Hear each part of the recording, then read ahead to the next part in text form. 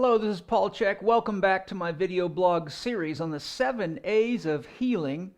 My inspiration for this series comes from the excellent book, When Your Body Says No, Exploring the Stress-Disease Connection by Gabor Mate, MD. Highly recommend the book. Excellent. Very, very well done. I've read many books in this genre, and this is one of the better by far, and carries a lot of very sound wisdom for everybody to learn, whether you already have a disease or want to prevent the occurrence of one.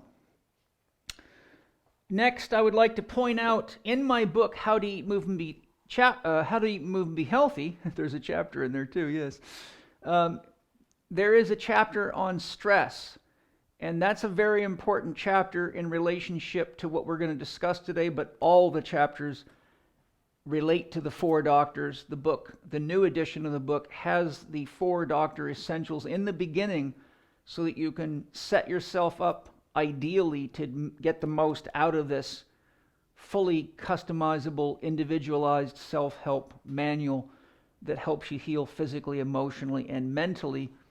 And all of that is essentially a spiritual process when you consider that to be a spiritual person, or the practice of spirituality, means connecting to the greater whole. To begin with today, I'd like to read a couple of comments out of Gabor Mate's book because they're relevant to what we're discussing today. On page 270, Gabor Mate says, "The repression of anger and the unregulated acting out of it are both examples of the abnormal release of emotions that is at the root of disease." And that is a very, very important statement. The repression of anger and the unregulated acting out of it are both examples of abnormal release of emotions that are at the root of disease. The repression of anger ultimately usually leads to some kind of boiling up, raging, chronic health problems, relationship problems, and nothing good comes from repressing anger. And the more you repress, the more you compress. So repression, you could say, equals compression, and ultimately something's got to go. And that something could be your heart, could be any gland, any organ, and it may even be your immune system. A lot of chronic immune challenges and autoimmune diseases, in my experience, have to do with repressed emotion, repressed anger, and issues like that. Now, there's also a couple of other comments I wanted to share as well while I got the book handy here. He refers to a psychotherapist in Toronto named Alan Kaplan. He says, referring to Kaplan, he points out that both repression and rage represent the fear of the genuine experience of anger. So when we're talking about repression, people often repress what they're afraid to express, and that fear may be of their own inability to manage themselves, or how it might potentially wound or affect other people. But that signifies that there's a need for greater communication skill and a better understanding of the importance of anger. So if we rage, then we are anger gone wild. It's like wildfire. Here in California, we know all about wildfire, and it's dangerous stuff. So raging is really what you get when you repress anger to the point where you can no longer control it, and it becomes an unconscious manifestation of the demons and the judgments that you hold within yourself. So if we express our anger in healthy ways, it helps alleviate the pressure of anything that we might need to repress, and it also alleviates the pressure that ultimately can lead to rage, because repression leads to compression, which leads to an explosion. And we already know a lot about road rage, and we know about people shooting people in post offices, and we know about shootings in fast food places like McDonald's and stadiums, and and all sorts of things. And these really are the examples of people that have not had the support or the education that they need to learn how to express their anger in healthy ways. Now, there is one more comment I'd like to share before I forget. And he later says, healthy anger is empowerment and relaxation. It's empowerment because we've had a chance to be honest about our feelings. And it's relaxing because once we've shared what's meaningful to us and important to us, it allows us to relax into our own truth, our own center. Now, years ago, I was studying a course in effective business management, and they had a comprehensive section on the importance of basically, in a business, the importance of conflict. And they went to great length to show how avoiding conflict actually destroys the interconnectedness, productivity, and ultimately the bottom line of any business. And I thought the book, I don't remember the title, or I would share it with you. I study a lot of books.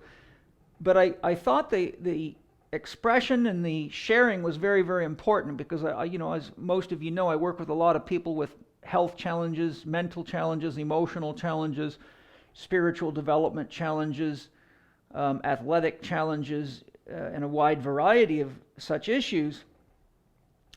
And oftentimes I find that people are in a lot of pain because they're repressing their feelings by avoiding conflict.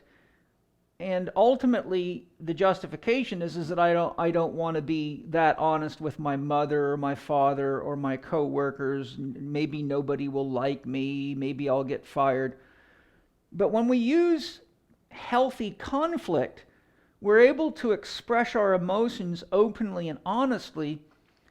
And as long as we're being genuine and we're not expressing even our anger with words that are destructive to other people. If we remember that in nonviolent communication, Marshall Rosenberg teaches that all judgments are expressions of unmet needs. And if we use words like woulda, shoulda, coulda, didn't, and point the finger at somebody, it's easy to forget that when you point a finger at somebody else, there's at least 3 of them pointing back at you. So it's very important when we're talking about anger to understand the difference between a judgment and an observation. A judgment is something that separates you from the other individual. For example, if you say, so-and-so's fat, that's gross. You've separated yourself from that other individual, and now you're creating a reality that the universe doesn't support, because oneness and unity are inherent in the universe, and that's backed even by quantum physics. So if we create a judgment, we separate ourselves from someone and create the illusion that somehow they're less than us, or something's wrong with them, or some kind of denigration of that individual. But as Arnold Patent basically implies in his universal principles, the universe will not support anything that's not congruent with the laws of the universe, and we'll have to provide the energy to maintain those types of judgments ourselves. And chronic fatigue and autoimmune disorders are examples of things that commonly happen to people that have a lot of judgments against themselves and other people, but don't deal with them in healthy ways. In fact, any disease can have its root or a root in these issues. So what I'm going to do today, because this concept or the topic of anger can be very, very deep, and in advanced training through the Chek Institute, such as Chek 4 Quadrant Coaching Mastery, I go very, very deep into all the relevant issues that I'm going to highlight some of them today. But believe me, this is just the tip of an iceberg, and that's what my advanced training programs are for. And in Holistic Lifestyle Coach Level 2, you learn mental, emotional, self-management techniques to use with yourself and use with your clients. So there's a couple of resources for you. So to orient you to my model today for anger, part 3 of our 7 A's of healing, one model of emotions, there's many of them out there now, but the one that I find nourishing to use because it's simple and clear, is that all emotions either express love, which is connection. I describe love as the flow of energy and information through empathic and compassionate connection to self or other. Love is the flow of energy and information through empathic to feel and compassionate to understand, connection to self, to feel and understand yourself or another. So we have emotions that are connecting emotions, and we have emotions that are rooted in fear, which are emotions that disconnect you from the other, and that's where we have to be careful because we have to maintain the illusion of disconnection, and usually emotions such as anger driven by fear are separating us from someone and creating the illusion that there's something wrong with that person or that everything's their fault, without realizing that all relationships are 50-50 deals and we're each responsible for 100% of our 50%. Now, Zig Ziglar, someone whose research and work I've studied and did this a long time ago, because Zig Ziglar's been around since even probably before I was breathing, I'm teaching at that time. Zig Ziglar gives a beautiful acronym for fear: false evidence appearing real. And that's often the case. Our culture does not have good communication skills. We don't have good communication training for children. We don't have good communication training or parenting training for parents. Our teachers don't have good communication skills. When you study nonviolent communication, or Marshall Rosenberg's system of it, it doesn't take you long to realize, my goodness, it's amazing we haven't destroyed each other yet when you really look at what effective communication can be.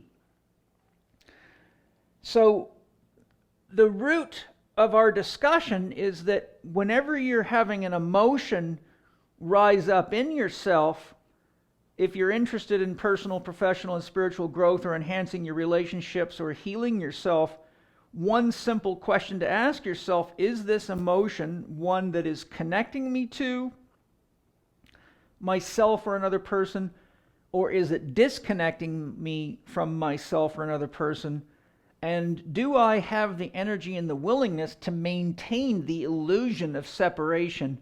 And am I absolutely sure that the judgment that I am making against the other person is true? 99.99% of the time, you won't be absolutely sure. In fact, 100% of the time, you won't be absolutely sure, because we can't be absolutely sure about anything, because the absolute absorbs the relative and is beyond the relative. So we can only be relatively sure. But when I use the term absolutely sure in a functional context, it means, are you sure that you have the evidence, objective evidence, to make the choice that you're making? And is it positive to use anger, or is it wise to use any act of separation with regard to achieving your dream or the stated dream of those involved? So whoever that might be, your dream team. Generally, anger is an expression of fear, but it can be, in a healthy expression, an expression of love. For example, if your child is being abused by another child, you may get angry, especially if it's the second or third time you've asked their parents to control their child. And so your act of anger, as this analogy or example would give, would be an attempt to create more safety and more connection. And expressing anger toward the other parents might be very important because, one, they need to take you seriously. Two, if that child is being abusive to your child, chances are they're being abusive to other children as well, but most people won't have the authenticity or the willingness to express what is their concern in a way that might get their attention. But we want to be careful not to judge the person, but as Marshall Rosenberg teaches, share our feelings about the action that's just taken place. And that's an important distinction. It's, really takes a fair bit of development to get to the point where you can realize that you can make an observation. An observation is different than a judgment because an observation states what you see as opposed to stating it as an objective fact. I observe that so-and-so is overweight and looks unhealthy is different than, oh my God, what a fat pig. I can't believe there's people like that around. The latter is a judgment. The prior is an observation. I observe that your child is being abusive to my child, and this is the third time I've asked you to restrain him for everybody's safety, and it's not happening. What can we do to resolve this challenge before somebody gets hurt? Or some bigger kid beats your kid up. So if we can maintain connection to the person and orient our valuation of the situation to the action, then we can still keep the flow of love happening without letting false evidence become real or acting in ways that ultimately ends up in adults fighting in front of the kids and exemplifying to them what very poor control looks like, which only facilitates children acting that out themselves. Now, if you've watched the series so far or you've spent any time studying my blogs, you're familiar with my 4-doctor model. And so I'm going to orient you to the model right now because I have added the 4 quadrants from Chek 4-quadrant coaching mastery, which gives you a small sample of the kinds of things that we discuss in there. So just a quick orientation. Dr. Happy relates to your dream. Air is the element here, and this is one of the key reasons that breath control is so important in any self-management strategy, and it doesn't matter who you are. When I used to be a paratrooper in the 82nd Airborne Division, I had to do a lot of very interesting high-speed, high-pressure firing drills with weapons on ranges, such as pop-up targets and things like that. And you quickly learn that if you don't manage your breath, you can't shoot well. If you don't manage your breath, you can't lift weights properly. You can't do athletic events properly. If you don't manage your breath, you are detached from your emotions. And if you don't maintain connection to your breath in a spiritual practice, then it's very easy to rise up into the mind and get into naming and intellectualizing. But the breath is the source of spirit. It's the source of life. The breath is what anchors the soul in the body. So learning to work with our breath is very, very critical, and that relates to the air element. And because we can be unconscious of how we're behaving, in order to create happiness for ourselves, we have to stay conscious of what is happy making for us and do the largely adult work of managing ourselves internally and in relationships to make happiness a fairly consistent and sustainable experience. And the season here is spring, and spring relates to planning, getting ready for planting, doing the groundwork necessary for growth. Dr. Movement relates to fire, relates to summer, and in regard to our discussion on anger, where Dr. Happy relates to your dream, fire relates to what do you want in that situation. What is your specific request? Oftentimes people express anger, but they just make a big mess of things, and there is no specific request. For example, asking someone to restrain their child that's abusing your child is a specific request, but just blowing up at them and saying your child's a bully and you're blah, blah, blah, there's no specific request there. So Fire relates to wants and desire. Fire is consumptive, and you have to keep feeding a fire. So we want to understand that with Dr. Movement, we're putting our emotions into action. Remember, emotion means energy moving. So Dr. Movement is essentially that which relates to movement of body, movement of emotions, movement of mind. And we'll go into each of the relationships to anger. Dr. Diet, the earth element, relates to what we're giving body to. We're encapsulated, like if an artist has an idea for a painting, that's Dr. Happy. When they start painting, they're in action. And when they put it on the canvas and express their emotions, then they are basically embodying their vision. Same is true of anything related to our dreams, physically, emotionally, or mentally. So when it comes to Dr. Earth, which is the fall season, and the fall season is the time of harvesting. So in the 4-doctor model, first we plan, then we take action, then we harvest. And in order to harvest effectively, we've got to be clear what our needs are.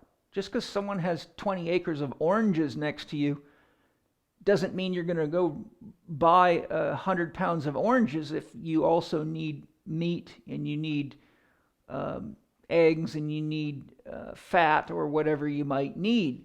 So we have to have a clear understanding of what our needs are, or we don't really have any means of effectively saying yes or no, and we just act out our programming, and typically people that do that blame it on everybody else. Dr. Quiet relates to the element water, which connects directly to emotions. Water is the great connector. It connects and allows energy and information to flow. It relates to winter. Winter in the cycle is when we have harvested and now we're in celebration. This relates to morning, noon, afternoon, and sleep time. And because water is the element that connects to our emotions, it's very linked to the issue of feelings. Then we have the 4 quadrants. The personal interior, which is the domain of the soul, where we talk to ourselves, and that's where we tell ourselves what our story is, and that's where we act out our myth or story. The personal exterior, the upper right-hand quadrant, is where our body is, and that's where anything measurable is, such as brainwave potentials, electroencephalogram, electrocardiogram, anything you can measure with any kind of medical instrumentation, film, or otherwise, is classified by Ken Wilber's model as the personal exterior, and we will go into some of these things. The lower right is the collective exterior, which is the stage that we act life out on, and it relates to space. In order to live, we have to have space to live. And then the collective interior down here relates to the cast and the crew. So each of us is acting out a role in the story of life, and we have our inner story that may or may not match what we express outwardly. And we have a cast and crew, which is our friends, our family first, our friends, our co-workers, and this starts at the core family unit and progressively goes out and ripples all the way out from family to what we might call tribe or our people, and then goes out to society, and then out progressively state or province to nation to culture. So that's the people that are involved in the unfolding of our life, which is pretty much everybody. So that covers your 4 quadrants. Now, when it comes to anger, there's a few things that are very, very important. So we'll start with the 4 doctors, and then we will progressively expand out into the 4 quadrants, and then we will finish this short but important expose on part 3, anger, of the 7 days of healing. So when it comes to Dr. Happiness and the issue of anger, if we're going to express anger effectively, or we're going to use conflict in a healthy way, it's very, very important that we are clear within ourselves. What is our dream? As I said earlier, if you just start blowing up at people, but you haven't got a clear message and you don't have a specific request or need, then it's really just the unbridled expression of emotion, and it means that you're potentially an unstable person, hard to work with, hard to relate to, and eventually that's likely to lead you into some form of isolation or multiple divorces or getting fired multiple times. And people like that often walk around blaming everybody else for their problems, but it never works very well. So Dr. Happy's all about what is the dream. And in order to have a dream manifest day by day in a healthy way, our dream expresses our beliefs. Now, in Chek 4 Quadrant Coaching Mastery, I take you into what I call the big 8 archetypes, the Imago Dei, or the image of deity. What are your beliefs about God, and how is that impacting you and your relationships?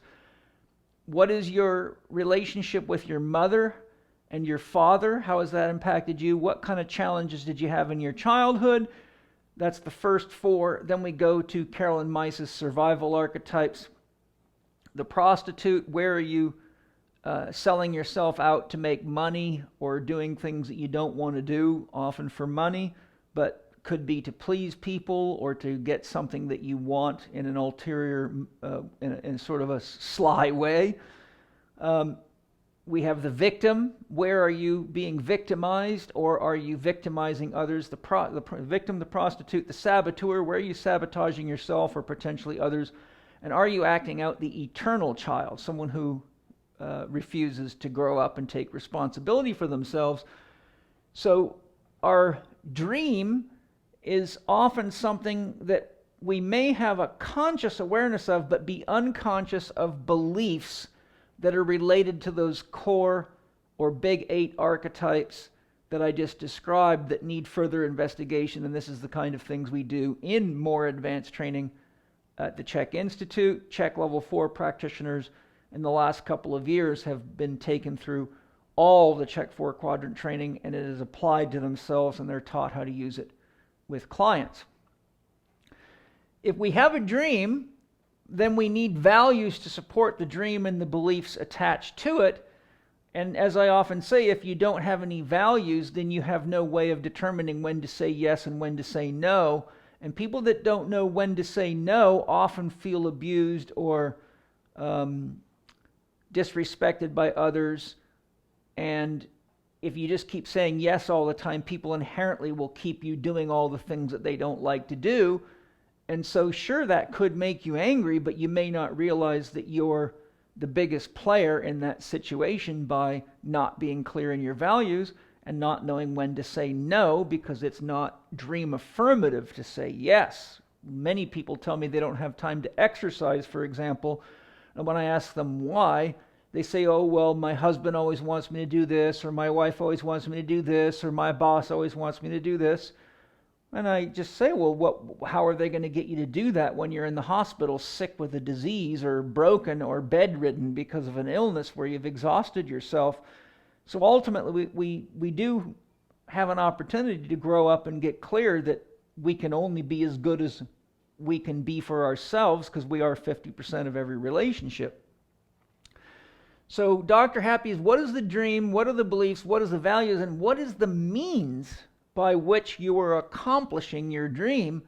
And if the means by which you're accomplishing your dream generally are not supportive of everybody involved and creating harmony in the dream team, and anger is likely to be something that's experienced either by you or other people on the dream team. And where is meaning in the process? If we're attached to authentic meaning or the pursuit of meaning, or we're living out our own process because it's meaning making for us, then anger usually means somebody is not allowing us or is resisting us or is in conflict with us with regard to what is meaningful or what is not meaningful. Everybody else may have their own dream and their own values. So just because something's meaningful to us does not mean that it's meaningful to another. And this again is where communication is extremely important, because if you don't share what's important to you and what is meaningful to you, then most people just assume that you're trespassing on their values or you're going against their beliefs. But as we probably all know, human relationships are quite complex and it takes time to learn and to grow. But these basic practices give you a toolkit that, if used, enhance your ability to connect and support and be supported and love and be loved. And you find anger is far less of a necessary expression of emotion, because you're acting in ways that allow you to be honest with your emotions while not necessarily belittling or judging or putting others in a situation where they feel they have to defend themselves in ways that might make them angry. Okay, so Dr. Happy is, what is my dream? What are my beliefs? What are my values? What means by which am I achieving them? And the means always determine the end. If you're an asshole to get what you want, the end will be that you'll probably find yourself running into assholes and not getting what you want. How is this process meaning making for me? And if someone's angry at me or I'm angry at somebody else, do I have an understanding of what's meaningful to them? Have I expressed what's meaningful to me? And is the anger a conflict or a misunderstanding about what is meaningful, and therefore what is my motive to do or say whatever it is that's taking place? From dream, we need to look at the concept of archetype, because the archetype represents the attractive force that's drawing us forward. It's based on research on archetypes by Jung, Edinger, Marie-Louise von Franz, and many others out there that I could list. Joseph Campbell. There's just a lot of great researchers in this area, but you don't select the archetype, it selects you.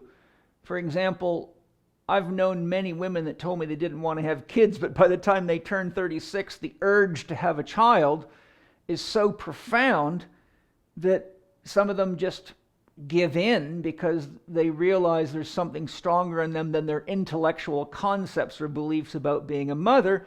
And there's an example of the mother archetype. Archetypes Jung defines as empty forms. They don't say how you should be a mother or a warrior or a teacher or a builder. They simply draw you into that expression because that has something to do with your soul path and what you came here to do on this planet. And when you're being drawn by an archetype, there is a natural sense, an authentic sense of moving in the right direction. Most often when people tell me what their dream is, what they're really doing is naming activities. And oftentimes people get so busy with activities that they don't realize they're avoiding their dominant working archetype, and that frequently leads to anger and expressions because they're repressing their own frustration and guilt and emotion with themselves, because they might be working as a prostitute, doing a job like working for a drug company that might make them lots of money, but they may at a deeper level really have the desire to be a farmer or to be a school teacher or to be a pilot or whatever it might be, but a different archetype. And they may be doing what they're doing because they caved into the pressure of others, or people offered them money if they would just do this, those types of things. And there's the prostitute archetype. So the archetype then relates to the dream, and I'm suggesting that you get clear on what your dream is, and I show you how to understand archetypes in Chek 4 Quadrant Coaching Mastery. But how it relates to anger, as I stated earlier, is that if we're not following our archetypal impulse, then we're likely to be doing what we've convinced ourselves we have to do to make money. And working for money produces money, but it doesn't produce love, connection, inspiration, creativity, growth, and it doesn't usually produce a sense of fulfillment no matter how much money you make. So, what is the archetype? And with desire and movement, what is the role that we are playing? Here we have the inspiration, for example, to be a mother, but how are you acting out the role of the mother? If you're a warrior, you may be off in the military, maybe in the Middle East at some point, but how are you acting out that role as a soldier? And is it in line with your beliefs, your values? Is the means by which you're soldiering ultimately fair, effective, ethical, or moral? Moral might be questionable. And is it meaning-making for you? If it's not, then your role is likely to produce self-judgment, fear, sadness, and a variety of emotions that often lead to drug addiction and drug abuse to manage, and other forms of addiction. Here we're looking at Dr. Movement is the action that we're taking in the behavior. Dr. Happiness is ultimately the one that makes a choice. So when Dr. Happiness makes a choice, I call Dr. Happiness the archer, because once you release the arrow, there's no calling it back. Nobody's fast enough to grab an arrow and pull it back. So once we spend the money, make the criticism, the accusation, don't give money back, don't repay, don't fulfill our end of the deal, then we open the door wide for anger to come back at us. And oftentimes, because we're repressing our own denial and truth, in other words, we're acting out a story, we're telling ourselves to get what we want, but maybe being unethical to other people, then we act toward them as though it was all their fault and get angry as a sort of a way of smoke screening. But the reality is that usually just winds the whole situation up and brings you into more and more heat, more and more fire. And in alchemy, they call that calcination. You will burn everything away, and eventually you'll be left with a few ashes, and you'll have to pick up what's left of you that you want to keep and take that into a spiritual process of rebuilding yourself as someone who's dream affirmative and affirmative in the world, or you will end up sick, broken, locked up, or something like that. So Dr. Movement then is the action principle, and if we're going to put action to something, we have to be clear about what do we want and what is our desires as it relates to creating our dream. And to the degree we do not live that way, we either repress our emotions or we overly express our emotions. If we're living that way, we're already effectively communicating to ourselves, we're relating to ourselves, and we probably have practice in places to deal with strong emotions, such as a meditation practice, a Tai Chi practice, Qigong, or in my book, How to Eat, Move, and Be Healthy, any of the work in exercises are great for having time to reflect and breathe and harmonize yourself with your highest truth and give yourself the space to investigate within, is it really true, and am I willing to find out what another person's desires are, what is meaningful for them, what values are important to them, and how can we go about this in a way that's productive for everybody. Now, when it comes to Dr. Diet, the earth element, I said that relates to embodiment, physically, emotionally, mentally, and spiritually. It relates to embodiment. Our health, the health of our body, the posture of our body, our facial expressions, our emotional expressions, how we live, how we exercise or don't exercise, those are all things we embody physically. Our emotional embodiment has everything to do with how we feel and how we relate to others. And our mental embodiment has to do directly with our beliefs, our values, what is meaningful to us and the means by which we create it.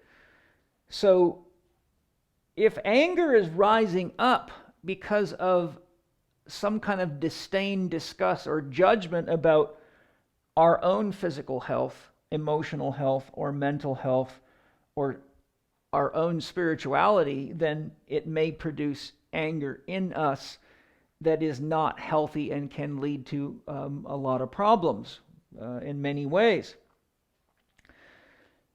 So we've talked about the importance of a dream.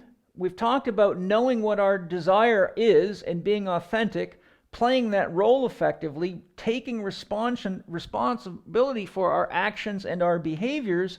And we've now talked about the need to meet our needs.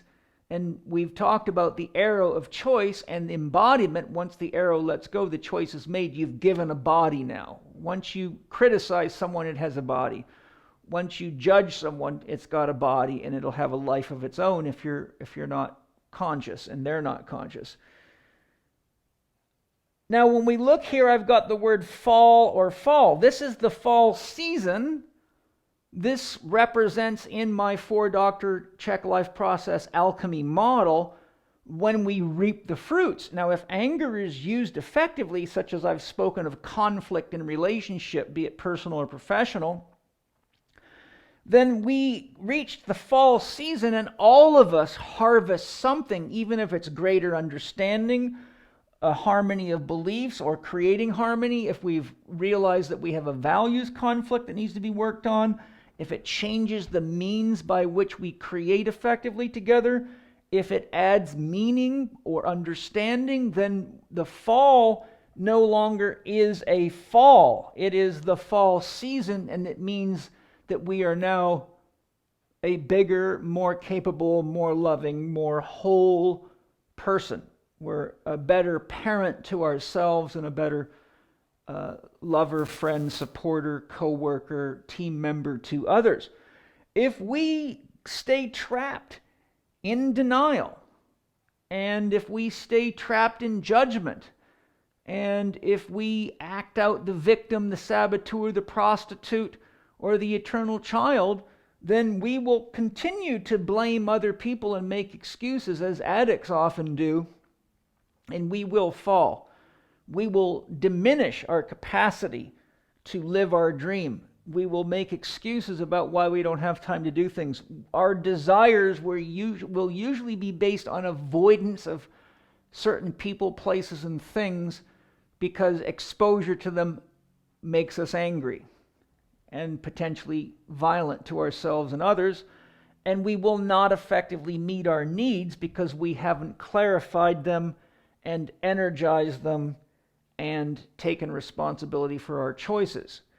Now, when we get down here, we have to realize that Dr. Quiet, water, relates to emotions and feelings is where our values come from. So my feeling about food is that I think organic food is very important, so there's a value that's also a feeling. My feelings about vaccinations are also values. It makes me really sad when I see children all over the world getting injected with heavy metals and all sorts of other toxic stuff, when really we do have the science to make healthy vaccinations that would help everybody without taking shortcuts and trying to destroy people or use vaccinations as means of population control. So if our feelings are supporting us, they're connecting. Our values and our feelings connect us to others. Even if we're angry at them, we can stay connected. And if they're disruptive or negative expressions of anger, then our feelings can become disconnecting, and they can either lead to more repression or denial. And this is what happens when you are in a state of repression or denial, and somebody says to you, for example, "How are you doing today?" You might respond by saying, "Oh, I'm feeling fine, thank you." And every one of us has probably ran into people that we know or met somebody in an elevator, "Hey, how you doing today?" And we've got the, oh, I'm fine, and something inside of us tells us clearly that that's not the truth. And as parents, we can easily tell when our kids are doing these types of things. So we want to be very conscious that if we're acting in ways that are disconnecting from our own emotions, the emotions, wants, needs, or feelings of others, and we're being judgmental or any of these other things I've discussed, we can easily fall into more repression and denial, and oftentimes that is a tactic that is used when people are trying to avoid conflict, which goes all the way back to issues of attachment, which we will talk about in part 5. So now to kind of close it out, we'll just take a quick look at the 4-quadrant model.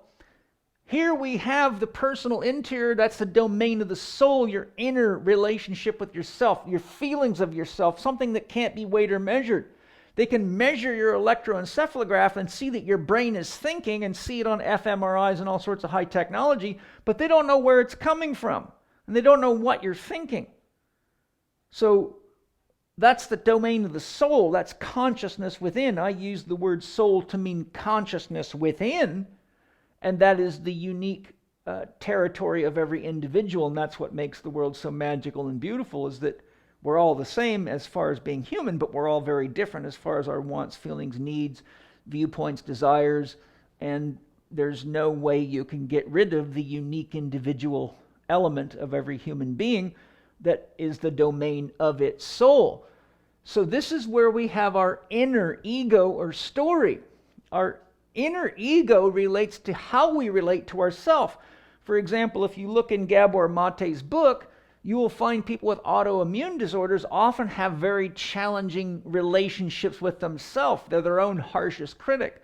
They're acting out oftentimes the very behaviors and ways of relating that one or both parents expressed to them that they found stressful as a child, but now they've embodied it and they don't realize that they're basically breathing life into the dragon of mother or father or someone else that was a potentially painful influence on them against themselves, and that often leads to autoimmune disorders and issues of anger, be it repressed anger or overly expressed anger. Now, the anima is a Jungian term for the feminine soul nature of a man. Men generally, well, quite consistently actually, for reasons I don't have time to get into, their inner self is feminine and the outer self is masculine. If a woman has a soul, then the soul expression of the woman who wears a female body is masculine, relatively speaking. And if I had more time, I would go into that, but you can study a Jungian psychology on the anima or animus if you want to know more.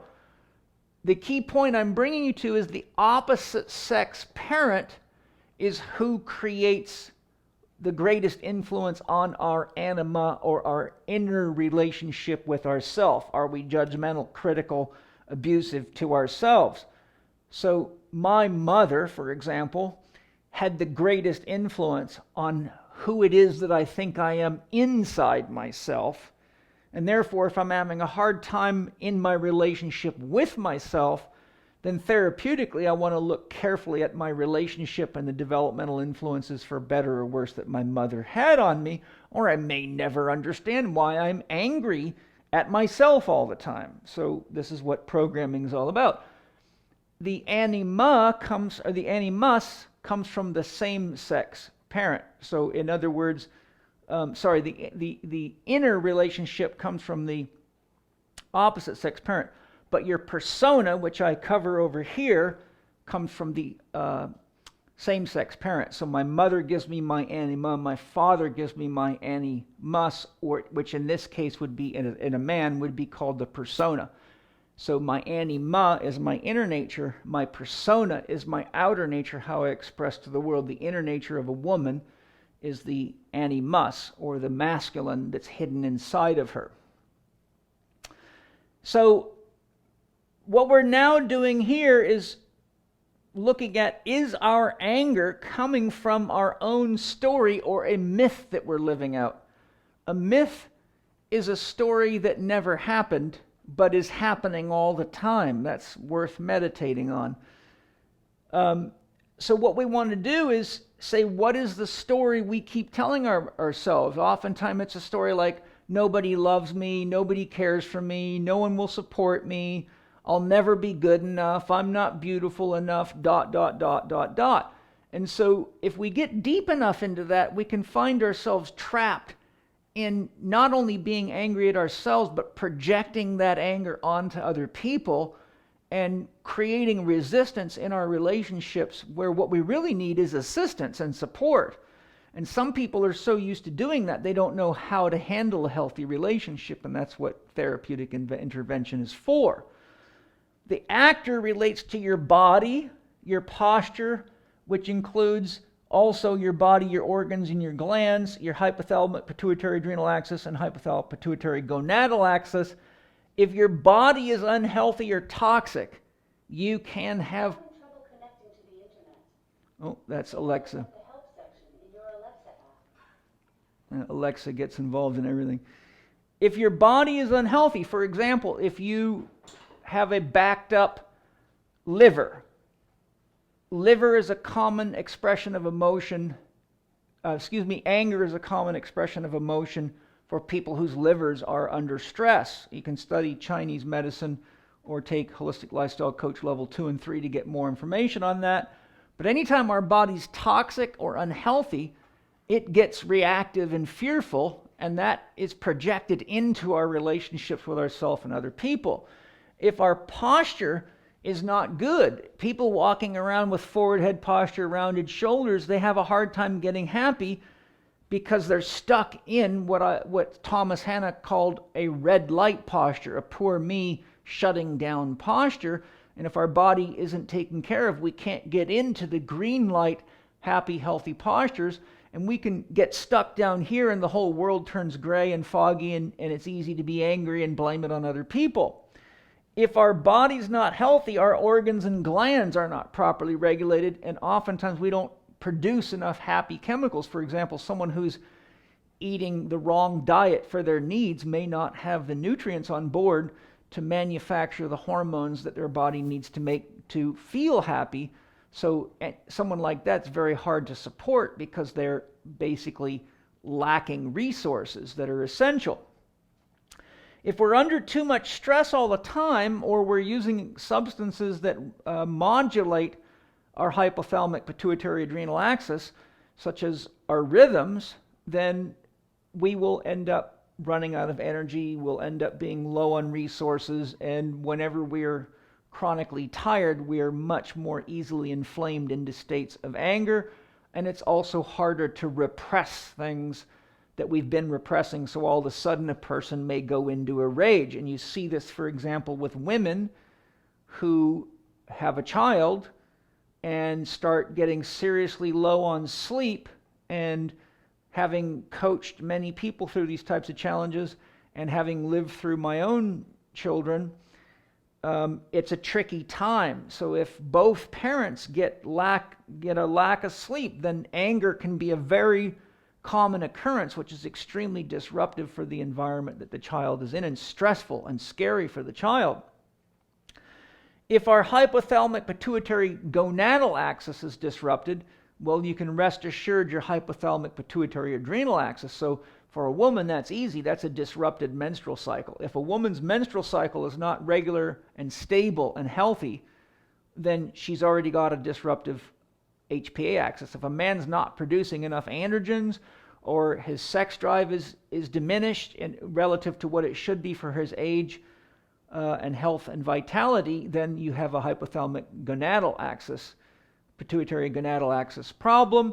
So these are all things that we get into, these kinds of things in Holistic Lifestyle Coach Level 2. I'm just giving you some concepts because the people that watch my videos range from medical doctors all the way to housewives.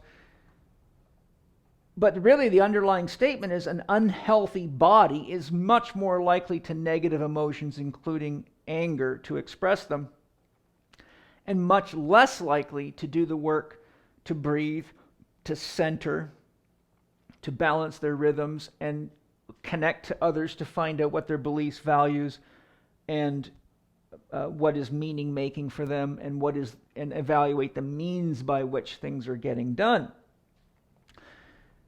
So we've covered the personal interior, the domain of our inner story, our own inner myth. And remember, in our previous discussion, I said, Rudolf Steiner said whenever someone had a disease, it was often a means or a time to investigate what their secret story was.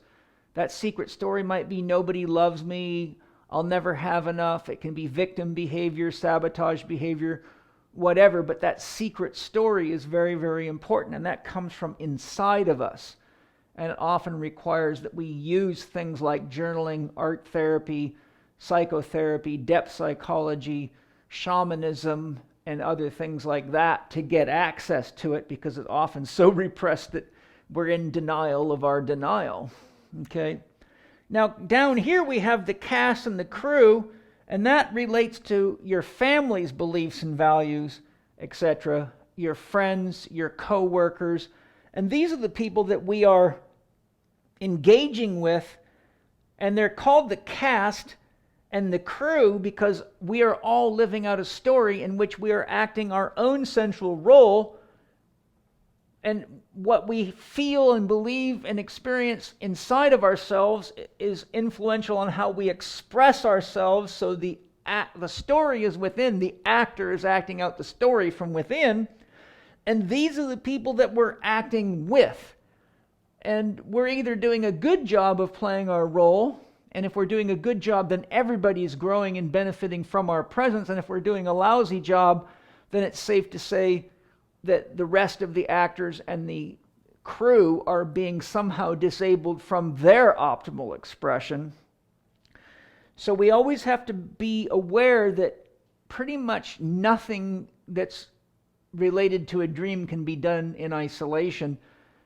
And a lot of our anger comes from the things that we think other people are doing to us or didn't do for us or should have done for us. And this is where you get your woulda, shoulda, coulda, didn't dialogues. And it's almost always directed at somebody else. But we have to always take responsibility first for our 50% and be 100% responsible for that. And this is why I teach in my PPS Success Mastery program, which you're welcome to look at ppssuccess.com. That's Personal, Professional, Spiritual Success Mastery. In my program, I teach I before we and we before all always, because you can't give what you don't have. You can't give love that you don't have. You can only fake it, and that's not a high form of love. We must take responsibility for doing our own healing and getting clear within ourselves. Otherwise, we're looking through our repressions, we're looking through our projections, and we're making value statements and judgments based on a distorted lens of self. So, in order to work effectively in the collective interior, our friends, families, and relationships, it's very important that we deal with our anger issues up here first and make sure we're at peace with our own healing and we have good feedback as to whether or not we're bullshitting ourselves, or we can go start blaming people for things like sexual abuse, physical abuse, emotional abuse, when we really don't know the story and we're just telling ourselves a story and we're creating a counter myth, which is generating a story that actually disables us and makes it harder for us to act effectively in the world and in relationships. So we've got the inner story, how we act it out. We've got the cast and the crew, and here we have the stage, and the stage is where it all acts out. The world is the stage. In Ken Wilber's model, any place, anything you'd refer to as an it, the rock, the car, the house, any system that controls the flow of energy, whether it be railway lines, roads, internet systems, electronic systems, all are in the collective exterior. And anger here, in my observation, usually has something to do with space. A great spiritual teacher whose material I really like is a guy named Matt Kahn, and one of the things he says in his teachings is usually when people are provoked to anger, it's often an indication that at a soul level that person needs more space to process their experience, what's going through them, be it experience in relationship or experience within themselves. When you look at Itzhak Bentov's work on consciousness, he showed that consciousness has to have 3 coordinates to exist: space, time, and movement. So when we're having issues of anger, though I could talk about many things, I would like to just point out that it's usually an issue of space. We're either being encroached on, someone's invading our personal space, we're invading somebody else's personal space, and they're reacting to us with anger, which then triggers us into anger because we're unconscious of the fact that they're reacting to our encroaching on them, and therefore we blame it on them, and the fire builds from there. But the stage is the house, the home, the workplace, the bus on the way, the airplane, the internet system, anything that you use. So, some of you, like I have an art easel right over here, and unfortunately I've walked past in a hurry and caught my toe on it, and it hurts a lot. And for a minute I can get flash anger, like, damn it, what the hell, why did I trip over that thing again? And so there's an example of a space challenge, but it's minor. I can move it. It's one of those things where I don't have enough space for a film studio and an art studio and a kitchen all in one. So I'm just simply saying sometimes you have these things about anger, and it could be as simple as tripping over an easel. But if you heal that or get the hint after a while, how many broken toes does it take to figure out a better place for the easel, then eventually anger does its magic for you. So I will conclude today by saying that anger can be positive, and it can grow relationships. It can be a part of a healthy expression of conflict in a personal or professional relationship. And to do that, we have to stay completely connected to our values and pay attention to the means by which we're going about things.